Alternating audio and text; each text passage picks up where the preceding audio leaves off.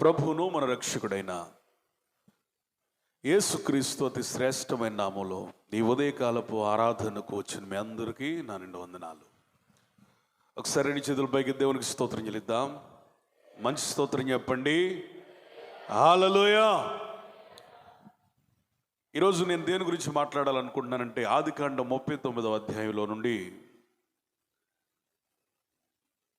యోసేపు జీవితంలో ఒక ముఖ్యమైనటువంటి అధ్యాయం.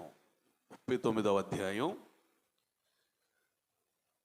యోసేపు జీవితంలో ఒక ముఖ్యమైన సంఘటన జరిగినటువంటి అధ్యాయం.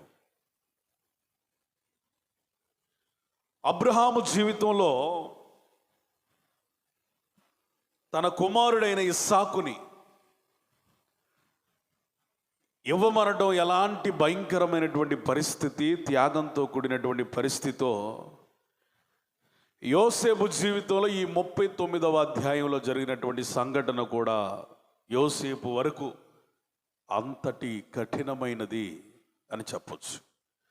మరి ముఖ్యంగా ఇతడు యవనస్తుడు కాబట్టి ఖచ్చితంగా యోసేపు జీవితం ఇది ఒక మలుపు. This is the turning point. ఈ 39వ అధ్యాయాన్ని మొత్తం మీరు ఇంటికి వెళ్ళి నెమ్మదిగా స్పష్టంగా ధ్యానపూర్వకంగా చదివితే యోసేపు యొక్క నమ్మకత్వం కనబడుతుంది. యోసేపు యొక్క నమ్మకత్వం కనబడుతుంది. దేవుడు మనల్ని దీవించాలంటే, ఆశీర్వదించాలంటే, హెచ్చించాలంటే, బలపరచాలంటే, మన స్థితిని మార్చాలి అంటే మనలో చూసేది నమ్మకత్వం, యథార్థత. ఎవరికి ఏ స్థాయి ఇవ్వాలన్నా, ఏ స్థితిని ఇవ్వాలన్నా అర్హతలు, యోగ్యతలు, తలాంతులు ఇవన్నీ తర్వాత. దేనిని మొదటిగా దేవుడు చూస్తాడు ఒక మనిషిలో అంటే నమ్మకత్వం, ఫెయిత్ఫుల్నెస్. ఒక ఇంట్లో ఒక అమ్మాయిని పనికి పెట్టుకోవాలనుకోండి, బాగా పని చేసిద్దా లేదా అనేది సెకండరీ. అసలు ఆ అమ్మాయి క్యారెక్టర్ ఎలాంటిది, ఎలాంటి నమ్మకత్వం కలిగిందేనా, మంచి మనిషేనా అని ప్రాథమికంగా ఏ వ్యక్తి అయినా చూస్తారు. ఏ పనికి పెట్టుకోవాలన్నా ఆ అధికారులు, ఆ యజమానులు మొదటిగా చూసేది ఏంటంటే నమ్మకత్వం. ఒకవేళ టాలెంట్ని చూసి ఒక పనికి ఏర్పాటు చేసుకున్న ఆ వ్యక్తి దీర్ఘకాలం ఆ స్థితిలో కొనసాగలేడు. కారణం ఏంటంటే టాలెంట్ ఉంది కానీ ఏమి లేదు, నమ్మకత్వం లేదు. ఒకవేళ మనుషులు కొంతమంది నమ్మకత్వాన్ని చూడరు, టాలెంట్నే చూస్తారు. మనుషులు కొంతకాలం పోయిన తర్వాత వాళ్ళకి అర్థం అవుతుంది, అరే నేను పెట్టుకున్నటువంటి మనిషి, లేకపోతే నేను ఏర్పాటు చేసుకున్నటువంటి వ్యక్తి టాలెంట్ కలిగినోడే కానీ నమ్మకత్వం లేదు, వ్యక్తిత్వం లేదు. కాబట్టి ఈ వ్యక్తితో మనం ఉండడం కూడా అనవసరం, ఈ వ్యక్తిని మన దగ్గర ఉంచుకోవడం కూడా అనవసరం అని ఆ పదవి లేకపోతే, ఆ స్థితి లేకపోతే, ఆ ఉద్యోగం లేకపోతే, ఆ పని దేనినైనా తీసివేసేటువంటి అవకాశం ఉంది. కాబట్టి సామెతల గ్రంథంలో వ్రాయబడిన మాట ఏంటంటే నమ్మకమైన వానికి మెండైన దీవెనలు వస్తాయి. ఎవరికి వస్తాయి మెండైన దీవెనలు? నమ్మకమైన వారికి వస్తాయి.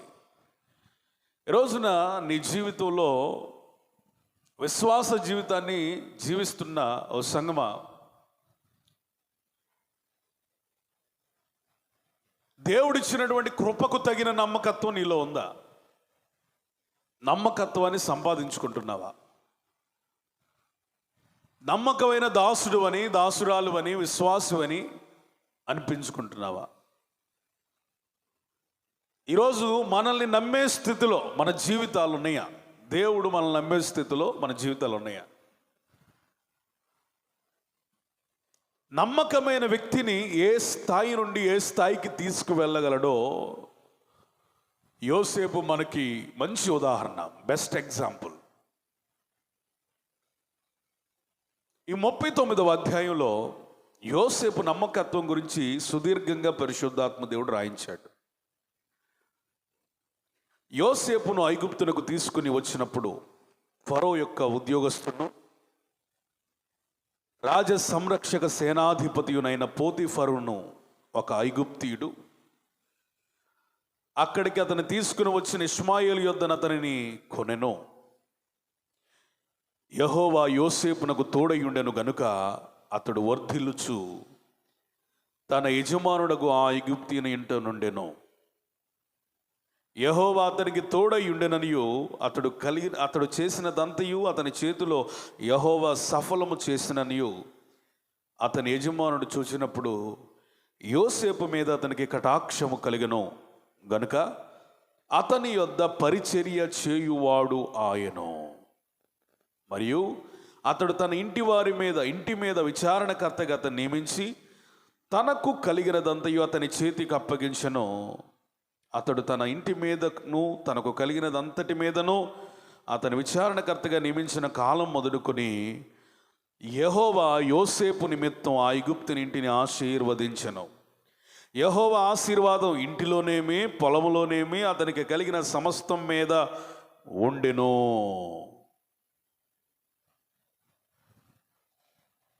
యోసేపు దేని విషయంలో నమ్మకస్తుడుగా ఉన్నాడయ్యా అంటే, పోతీఫరు తనకు అప్పగించినటువంటి బాధ్యతల విషయంలో నమ్మకస్తునిగా ఉన్నాడు. తనకు అప్పగించబడిన దాని విషయంలో నమ్మకంగా ఉన్నాడు. యోసేపు ఆ ప్రారంభం, ఆ పరిచయ వాక్కులు ఎట్లా ఉన్నాయంటే, దేవుడు అతనికి తోడై ఉన్నాడు గనుక అతని నిమిత్తం, అతనిని బట్టి పోతీఫరు ఇంటిని దీవించాడు. ఈరోజు నిన్ను బట్టి నీ కుటుంబం దీవించబడాలి అంటే, నిన్ను బట్టి సంఘం ఆశీర్వదించబడాలి అంటే, నిన్ను బట్టి కొంతమంది వ్యక్తులు ప్రభువుని మహిమపరచాలి అంటే నీకు దేవుడు తోడై ఉండాలి. ఎవరు తోడై ఉండాలి? దేవుడు తోడై ఉండాలి. మనుషులు తోడుంటే కొంతకాలం వస్తారండి, మధ్యలోనే అర్ధాంతరంగా మనల్ని ఒంటరిగా చేసేస్తారు. నడి సముద్రంలో మనల్ని విడిచిపెట్టి వెళ్ళిపోతారు, అనాథలుగా మనల్ని మార్చేస్తారు. మనిషి అంతగా నమ్మదగిన వ్యక్తి కాదు. ఏ మనిషి కూడా కొంతకాలమే మన దూరం వస్తాడు. ఈ రోజున మనుషుల ద్వారా మనం ఆశీర్వదించబడాలని అనుకుంటే కనుక ఖచ్చితంగా ఓడిపోతాం. మనుషుల సహాయాలు అవసరమే, సహకారాలు అవసరమే. ఒక వ్యక్తి దీవించబడడానికి మనుషుల తోడ్పాటు చాలా అవసరం. కానీ దేవుడు లేని ఏ మనిషి, దేవుడు లేని ఏ వ్యక్తి జీవితం, ఎంతమంది చుట్టూ ఉన్నా, ఎంత అధికారం ఉన్నా, ఎంత అంగబలం ఉన్నా, ఎంత ఆర్థిక బలం ఉన్నా దీవించబడలేదు.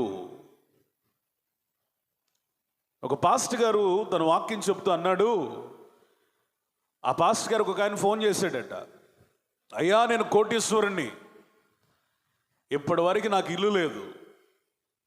కారణం ఏంటంటే, ఇల్లు కడదామని ఏదో ఒకటి ప్రారంభిస్తున్నాను, కట్టగానే నాకు ఏదో ఒక నష్టం, కట్టడం ప్రారంభించగానే ఎవరో ఒకరు చనిపోవటం, ఆర్థికంగా కానీ ప్రాణ నష్టం కానీ ఇంకోటి ప్రమాదాలు కానీ ఏదో ఒకటి జరుగుతుంది. ఇల్లు కట్టడం వల్లే నేను ఇంత నష్టపోతున్నానని కోట్లకు పడగలెత్తినా ఇంతవరకు నాకు ఇల్లు లేదయ్యా, నా కొరకు ప్రార్థన చేయండి అన్నాడంట పాస్టర్ గారిని. ఇప్పుడు చెప్పండి, ఒక వ్యక్తిని డబ్బు ఆశీర్వదించగలదా? ఒక వ్యక్తిని మనిషి ఆశీర్వదించగలడా? ఒక వ్యక్తిని పరిస్థితులు ఆశీర్వదించగలవా? నేను 100కి 100 పాళ్ళు దేవుని వాక్యమును ఆధారం చేసుకుని చెప్పే మాట ఏంటంటే, మనుషులైనా పరిస్థితులైనా డబ్బైనా దేవుని తర్వాతే కానీ దేవుని కృప ఉంటే నువ్వు సాధించలేనిది ఏదీ లేదు. దేవునికి స్తోత్రం చెప్పండి. First of all you need the grace. దేవుని కృప కలిగి ఉండాలి. కృప లేకుండా దేని వెంట వెళ్ళినా అది నిన్ను ముంచేస్తుంది, నిన్ను నష్టాల పాలు చేస్తుంది. దేవుని తోడు నీకుంటే నిన్ను ఆశీర్వదిస్తుంది. అది ఆశీర్వాదం. మనుషుల ఆశీర్వాదం కొంచెమే. వాళ్ళు ఎంత మనకు చేయగలరో అంతే చేయగలుగుతారు. ఇంకా చెప్పాలంటే ఎంత వాళ్ళు చేయగలరో అంతకంటే తక్కువే చేస్తారు. ఇంకొంచెం లోతుకెళితే వాళ్ళు ఎంత చెయ్యగలిగినా దేవుని సహాయం లేకపోతే మనకి ఏమీ చేయలేరు. ఈరోజు ఈ లోకంలో కానీ, ఆ లోకంలో కానీ, సమాజంలో కానీ, సంఘంలో కానీ ఎక్కడ నువ్వు దీవించబడాలన్నా అది దేవుడు యోసేపుకు తోడయ్యున్నట్లుగా మనకు తోడై ఉండాలి. ఆమేన్ చెప్పండి, గట్టిగా చెప్పండి, మంచిగా చెప్పు హల్లెలూయా. ఈరోజు నువ్వు మనుషుల వెంట పరిగెత్తుకో, దేవుని వెంట పరిగెత్తు. దేవుడు నీతో ఉన్నాడంటే నీతో అన్నీ ఉన్నట్లే. మనుషుల వెంట పరిగెత్తడం ఎప్పుడైతే నేర్చుకుంటావో దేవుడు నిన్ను వదిలిపెడతాడు.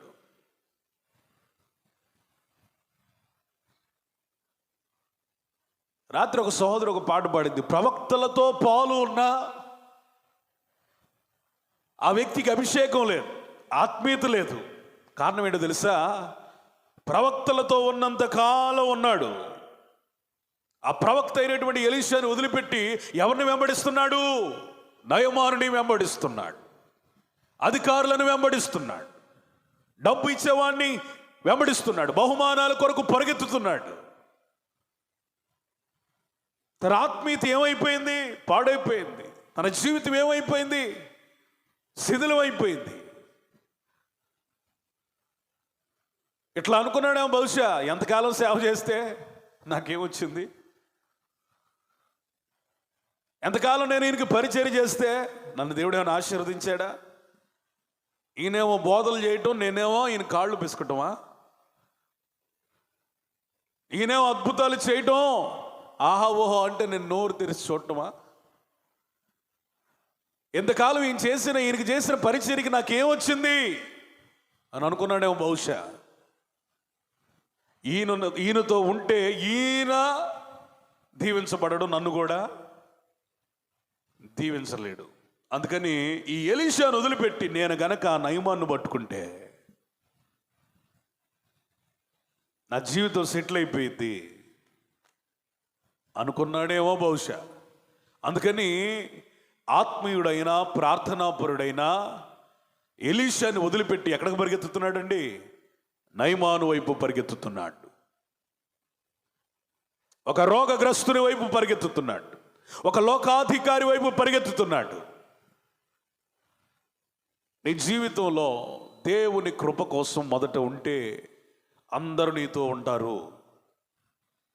వెళ్ళాడు వెళ్ళాడు వెళ్ళాడు వెళ్ళాడు వెళ్ళాడు ఏం సంపాదించుకున్నాడు? ఆస్తిని సంపాదించుకున్నాను అనుకున్నాడు, వస్త్రాలు సంపాదించుకున్నాను అనుకున్నాడు, డబ్బును సంపాదించుకున్నాను అనుకున్నాడు, బహుమానాలు పోగు చేసుకున్నాను అనుకున్నాడు, వెండి బంగారాలు సంపాదించుకున్నాను అనుకున్నాడు. కానీ దేవుడు ప్రవక్త ద్వారా ఎలీషా ద్వారా మాట్లాడుతున్నాడు. నీకు నీ సంతతికి తెల్లని కుష్టుతో, ఏ కుష్టు అయితే అతను విడిచిపెట్టి వెళ్ళిందో అదే కుష్టు నిన్ను పట్టుకుంటుంది. నీకు మాత్రమే కాదు, నీ పిల్లలకి, నీకు మాత్రమే కాదు, నీ భార్యకి, నీ సంతతికి. ఎందుకో తెలుసా? దేవుడు ఆశీర్వదించే దేవుడిని వదిలిపెట్టి మనుషుల మీదే మనుషులే ఆశీర్వదిస్తారన్నట్లుగా పరుగులు తీసావు చూడు. ఈ పరుగులే నీ నష్టానికి కారణం. ఈ రోజున నీ జీవితంలో మనుషుల అవసరమే, మనుషుల సహాయాలు అవసరమే, మనుషుల సహకారాలు అవసరమే. మనిషి మన జీవితానికి చాలా ముఖ్యమైన వాడు. మానవుడు సంఘజీవి. అరిస్టాటిల్ చెప్పినట్లుగా మనిషి లేకుండా సమాజానికి వాల్యూ లేదు. ప్రతిదానికి కూడా తోటి వ్యక్తి యొక్క సహకారం మనకు అవసరం, సహాయం మనకు అవసరం. అయితే దేవుడిని విడిచిపెట్టి మనిషి వైపు తిరిగితే నువ్వు నష్టం పాలైపోతావు, కష్టాల పాలైపోతావు. నువ్వు ఆయన వైపే చూడు. దేవునికి స్తోత్రం చెప్పండి, గట్టిగా చెప్పండి. ఆయన వైపే చూడు. నీ నిరీక్షణ, నీ విశ్వాసం, నీ నమ్మకత్వం, నువ్వు ఆధారపడేటువంటి వ్యక్తిత్వం ఆయన మీదే ఉండాలి. నీ జీవితంలో ఎప్పుడైతే దేవుని మీద ఆధారపడడం మానేసి మనుషుల మీద ఆధారపడడం, వారు మాత్రమే ఏదో చేయగలరని నమ్మటం, వారి ద్వారానే నాకేదో జరుగుతుందని విశ్వసించడం నీకు నష్టాన్ని, అవమానాన్ని, కీడుని, శాపాన్ని ఖచ్చితంగా తెచ్చిపెడుతుందని గెహాజీ జీవితం మనకి వ్యక్తం చేస్తుంది. యోసేపుని చూడండి. అన్నలు వెలివేసిన, తండ్రే దూరమైన, గుంటలో త్రొక్కబడిన, బానిసగా అమ్మబడిన, తన జీవితంలో తన నిరీక్షణ ఒకటే, నా దేవుడు నాకు తోడై ఉన్నాడు. దేవునికి స్తోత్రం. రోగం తన మీదకు వచ్చిన, భార్య తనను అసహించుకుంటున్నా, కన్నవారే దూరం అయిపోయినా, ఆస్తులన్నీ ఆవిరైపోయినా, యోబు పలుకుతున్న మాట ఏంటంటే, నా విమోచకుడు సజీవుడు, మై రిడీమర్ ఈజ్ అలైవ్. నా విమోచకుడు సజీవుడు అంటే అర్థం ఏంటో తెలుసా? నన్ను ఉద్ధరించు దేవుడు చావలేదు, నన్ను కాపాడు దేవుడు చావలేదు, నన్ను ఆదరించే దేవుడు చావలేదు, ఆయన బ్రతికే ఉన్నాడు. స్తోత్రం. ఈరోజు విశ్వాస జీవితంలో మనుషుల మీద ఆధారపడే వాళ్ళు, మనుషుల ద్వారా ఆశీర్వదించబడాలని అనుకునేవాళ్ళు, మనుషులు అండ చూసి కొండబాకాలనుకున్నవాళ్ళు, నీ విశ్వాసం ఎవరిలో? నీ నిరీక్షణ ఎవరిలో?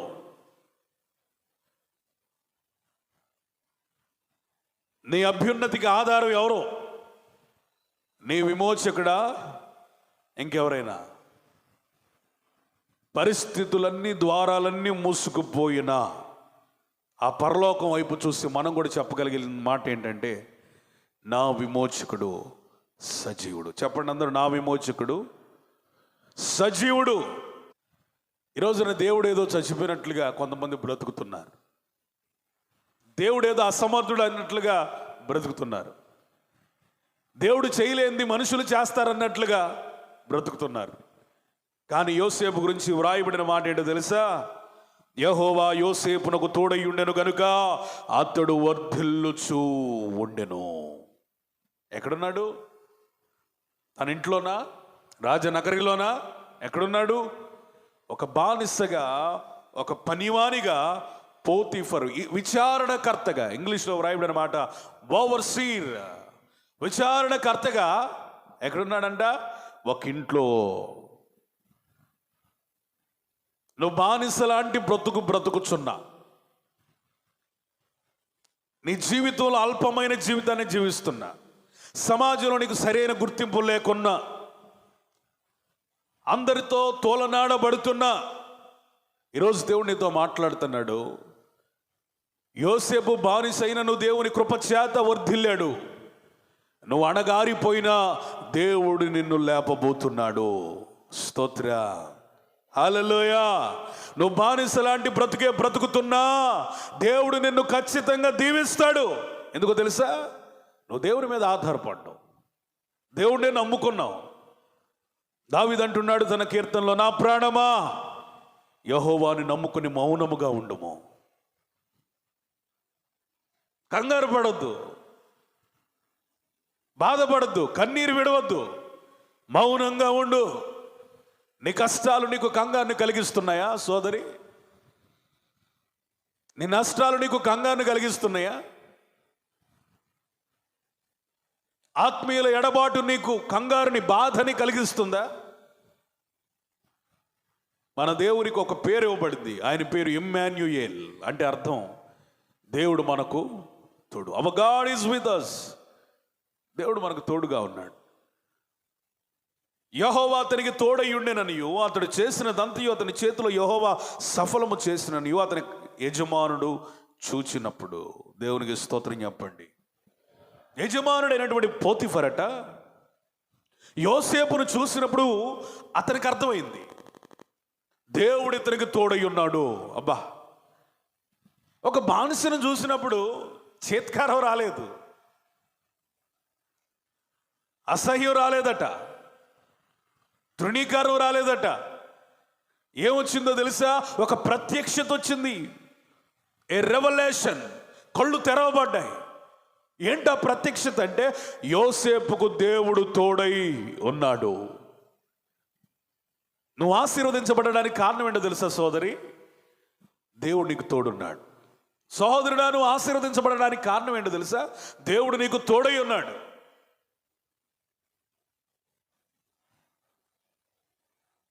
దేవుని బిడ్డలు ఆశీర్వదించబడి ఆగిపోరు, ఆశీర్వదించబడుతూనే ఉంటారు. స్తోత్రం. ఒక సంవత్సరం ఆశీర్వదించి వదిలిపెట్టే దేవుడు కాదు మన దేవుడు. కొన్ని సంవత్సరాలు మాత్రమే ఆశీర్వదించి వదిలేసే దేవుడు కాదు. నీవు గనక దేవుని మీద ఆధారపడితే నీ తుది శ్వాస వరకు, అంత మాత్రమే కాదు, నువ్వు చనిపోయినా నీ పిల్లలకి కూడా నీ ఆశీర్వాదాన్ని దేవుడు ట్రాన్స్ఫర్ చేస్తాడు. చప్పట్లు కూడా దేవుని నామానికి స్తోత్రం చెల్లిద్దాం. హల్లెలూయా. దేవుడు నీకు తోడై ఉంటే ఆశీర్వాదం నీ పిల్లల మీదకి వస్తుంది. అది నీతోనే ఆగిపోదు.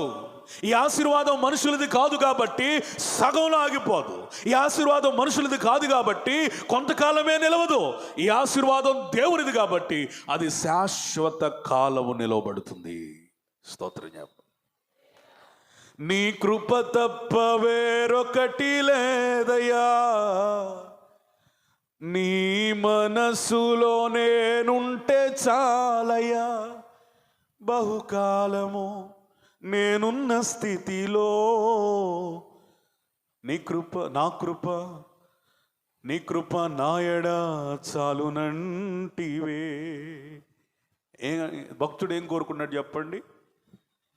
నీ కృప తప్ప వేరొకటి లేదయ్యా. మనుషులు నన్ను ఆశీర్వదించరు దేవా, నీ మనసులో నేనుంటే చాలయ్యా. మనసులో నువ్వు ఉంటే అంత, ఉండపోతే అంత.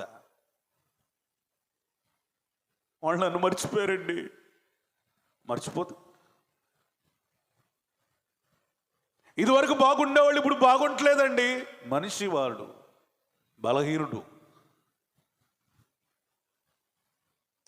వాళ్ళు ఇదివరకు ప్రేమ చూపించినట్లుగా ప్రేమ చూపించట్లేదండి. మనుషులు బలహీనులు.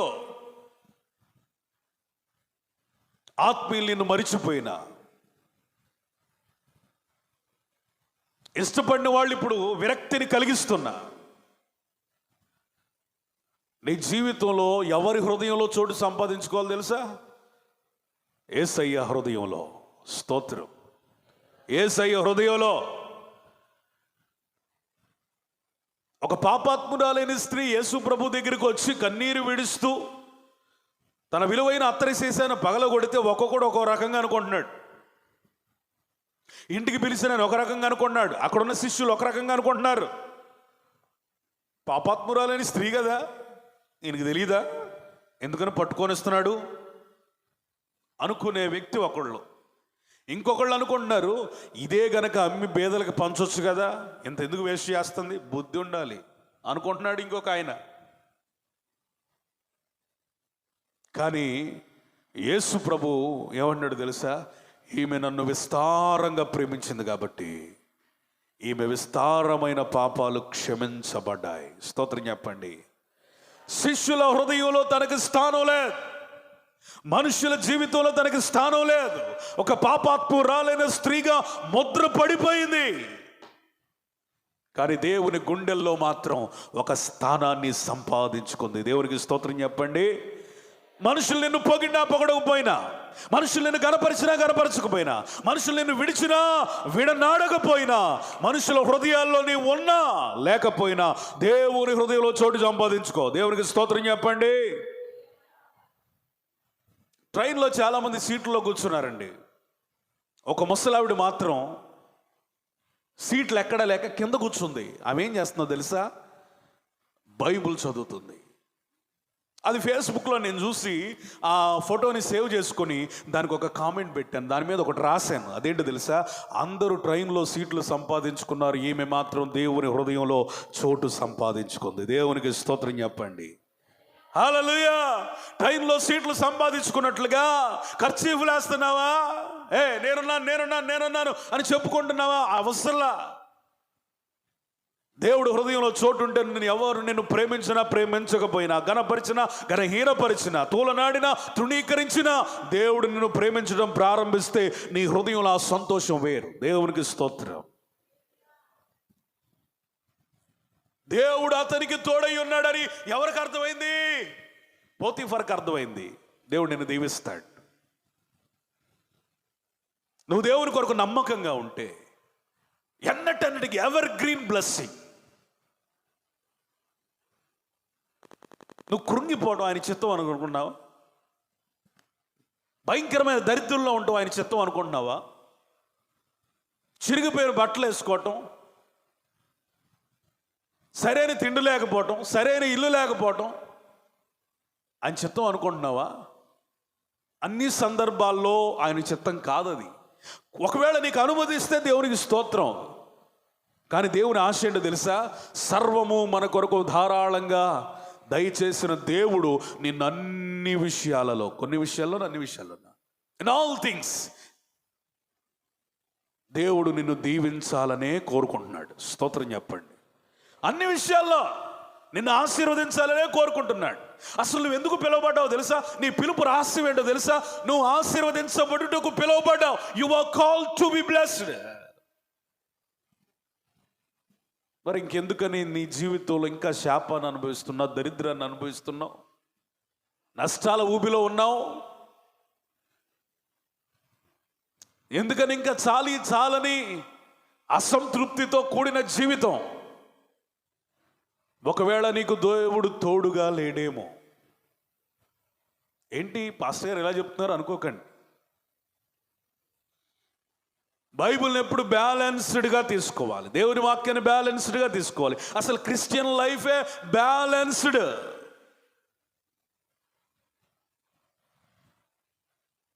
ఒక తూకం ఎలా ఉంటుందో, ఇటువైపు వస్తూ ఉంటుంది అనుకుందాం, ఇటువైపు బరువు ఉంటుంది.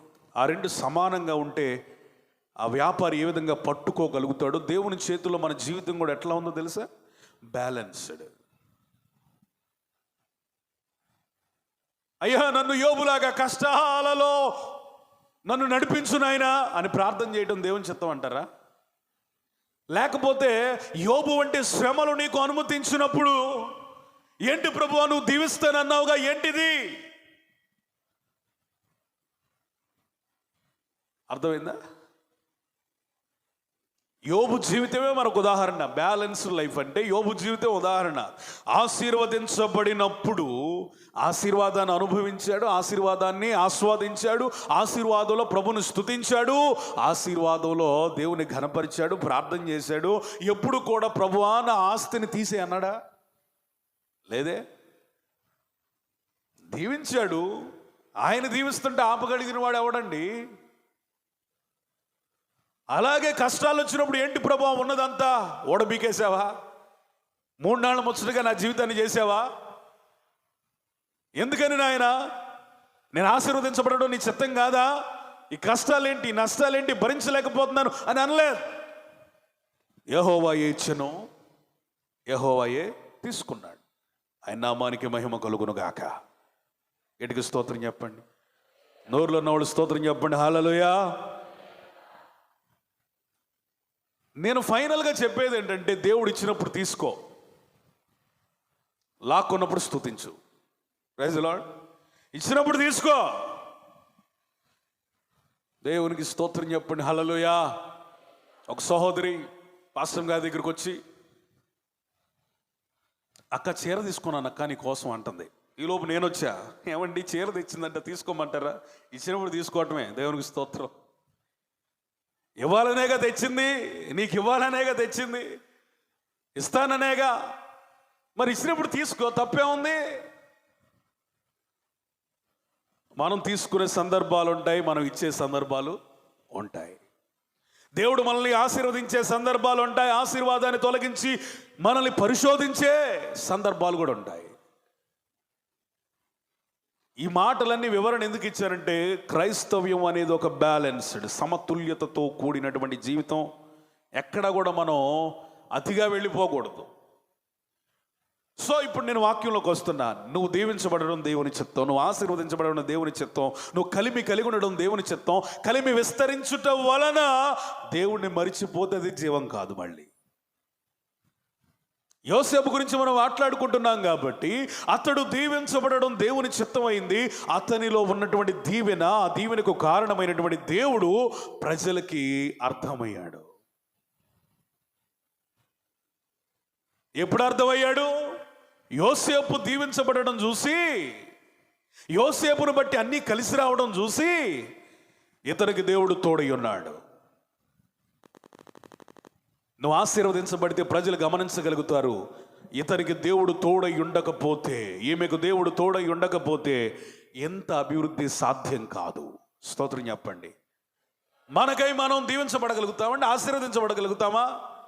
లంచగొండలు దీవించబడతారు, వ్యభిచారులు దీవించబడతారు, లేకపోతే అక్రమ సంపాదన కలిగిన వాళ్ళు ఈ లోకపరంగా దీవించబడగలుగుతారు. ఇప్పుడు మనలో లంచం లేదే, వడ్డీ వ్యాపారం లేదే, ఒళ్ళు అమ్ముకొని సంపాదించట్లేదే, లేకపోతే అక్రమ సంపాదన లేదే, మరి ఎలా దీవించబడుతున్నాం మనం? ప్రశ్న.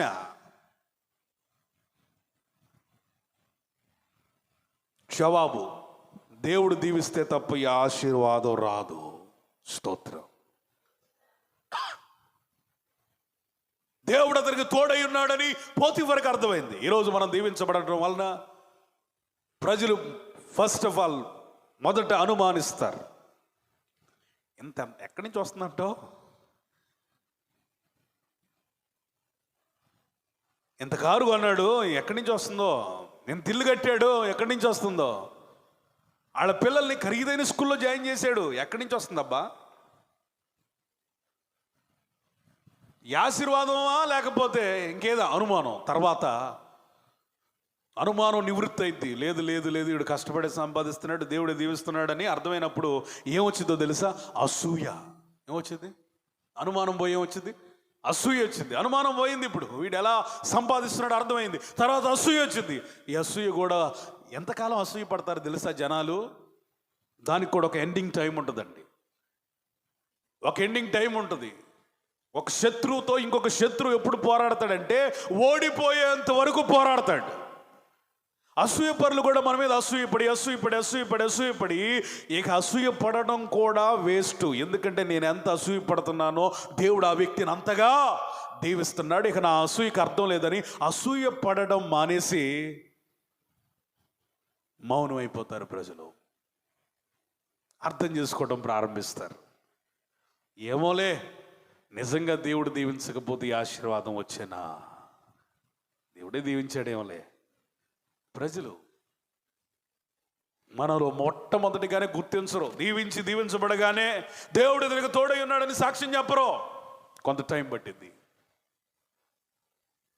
అందుకని అతను ఏం చేశాడు తెలుసా? తనకు కలిగినదంతయో అతని చేతికి అప్పగించును. అతడు తన ఇంటి మీదను తనకు కలిగిన దాని అంతటి మీదను అతడు విచారణకర్తగా నియమించిన కాలం మొదలుకొని యెహోవా యోసేపు నిమిత్తం ఆ ఐగుప్తునింటిని ఆశీర్వదించును. ఇంట్లోనేమి పొలములోనేమి అతనికి కలిగిన సమస్తము మీద దేవుని దీవెన ఉండెను. దీవించబడిన మన ద్వారా నిద్రపోతున్న వాళ్ళు దేవునికి స్తోత్రం చెప్పండి. హల్లెలూయా. ఎలక్ట్గానే ఉన్నారు, ఎవరో ఒకరు చేస్తారు. శివ గారా? దీవించబడే వారి నిమిత్తం జరిగేటువంటి పని ఏంటంటే మనల్ని బట్టి ఇల్లు దీవించబడుతుంది, పొలం దీవించబడుతుంది. స్తోత్రం. ఇల్లు దీవించబడుతుంది, పొలంలోకి వెళ్తే పొలం కూడా దీవించబడుతుంది. ఈరోజు నీ పొలం నష్టం రాకుండా ఉండాలంటే, నష్టాలు పాలు కాకుండా ఉండాలంటే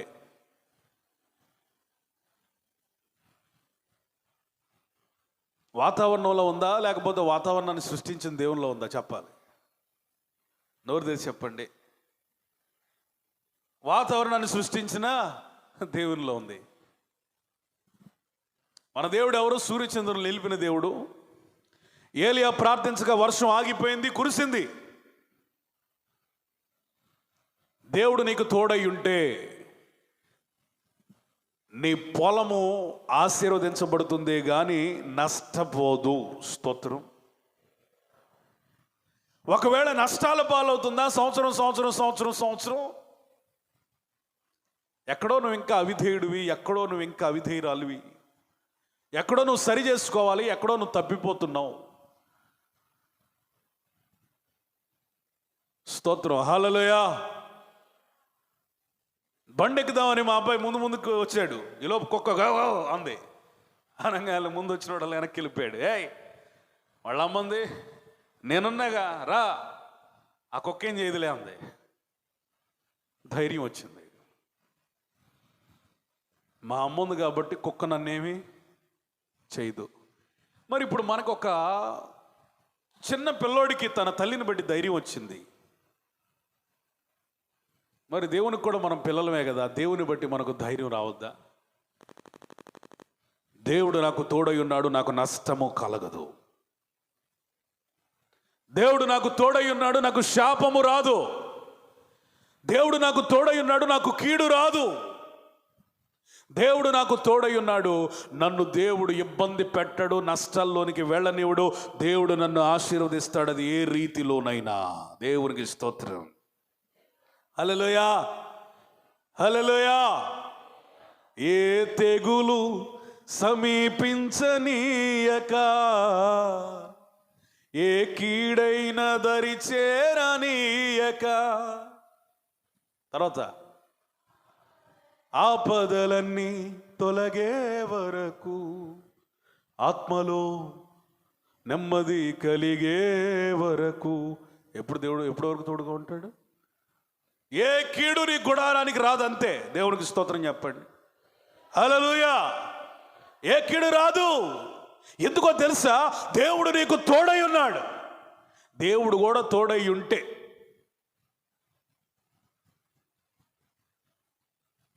నీ జీవితంలో ఎందుకు నష్టం వస్తుందంటే, ఒకవేళ నేను పరిశోధిస్తున్నాడేమో, నీ విశ్వాసాన్ని పరీక్షిస్తున్నాడేమో, ఇంకా నువ్వు ఆత్మీయతలు ఎదగడానికి దేవుడు నిన్ను ఓర్చుకునేటువంటి ఓర్పులోనికి, శ్రమ ఓర్పునిస్తుంది కదా, ఓర్పులోనికి నడిపిస్తున్నాడేమో.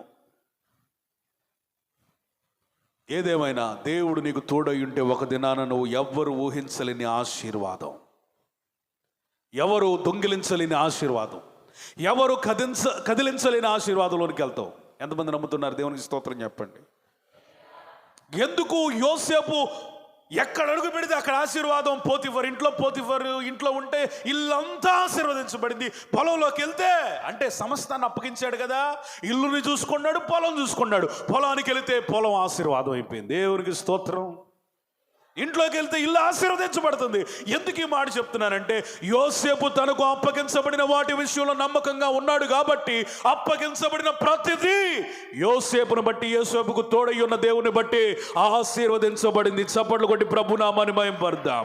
హల్లెలూయా. నా కోసం కొట్టినట్టు ఉంది కానీ దేవుని కోసం కొట్టినట్టు ఏమనిపించలేదే. దేవుడి కోసం కొట్టండి, గెట్టుకోండి. హల్లెలూయా, హల్లెలూయా. దేవుడి కోసం కొడితే ఎట్లా ఉంటుంది? దేవునికి స్తోత్రం చెప్పండి. నా కోసం చెప్పొద్దు, నా కోసం కొట్టద్దమ్మా. మీ అందరికి వందనాలు. దేవుడు మిమ్మల్ని దీవించి ఆశీర్వదించును గాక. దీనికి చూస్తారు. ఆమేన్.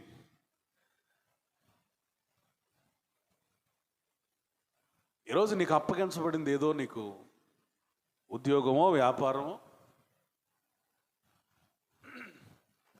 ఒక గృహిణివైతే ఒక ఇల్లో, ఒక చిన్న వ్యాపారమో పెద్ద వ్యాపారమో, ఏదో నిన్ను దేవుడు దీవించడం ప్రారంభిస్తే, దేవుడు నీకు తోడై ఉంటే, నీకు అప్పగించబడిన ఉద్యోగం స్థాయి పెరుగుతుంది. నువ్వే కంపెనీలో పనిచేస్తున్నావో ఆ కంపెనీ స్థాయి పెరుగుతుంది. నువ్వు ఏ గూడెంలో పనిచేస్తావో దాని స్థాయి పెరుగుతుంది. ఏమండి, ఉట్టి మాటలు కాదు, కల్పన కథలు కాదు. యోసేపు దేవుడే మన దేవుడు. ఆమెన్. స్తోత్రం.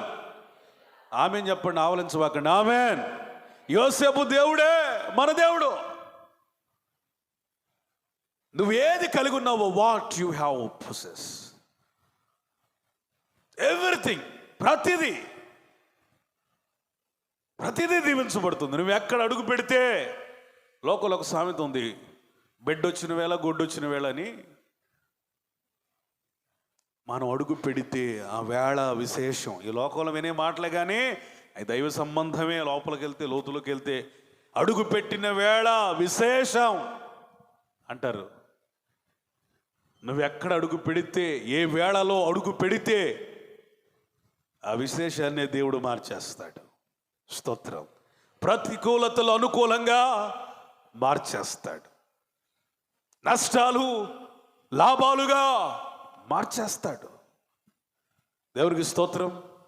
హల్లెలూయా. ఏంటమ్మా ఇంట్లో కూడా అన్నం పెట్టకుండా వచ్చిన ప్రతి పాస్టర్కి అన్నం పెడతావు, కానుకిచ్చి పంపిస్తావు, సంపాదించిందంతా పోతుంది, వండిందంతా వాళ్ళకి పెడుతున్నావు, నీ పద్ధతి ఏమి నచ్చలేదమ్మా అన్నాడు పెద్ద కుమారుడు. లేదు నాన్న, నేనేమి నష్టం చేయట్లేదు, మీ కొరకు నేను దాస్తున్నాను అందంట వాళ్ళ ఆవిడ అమ్మ. ఏం దాయటమో ఏమో అనుకున్నాడు. కొంతకాలం పోయిన తర్వాత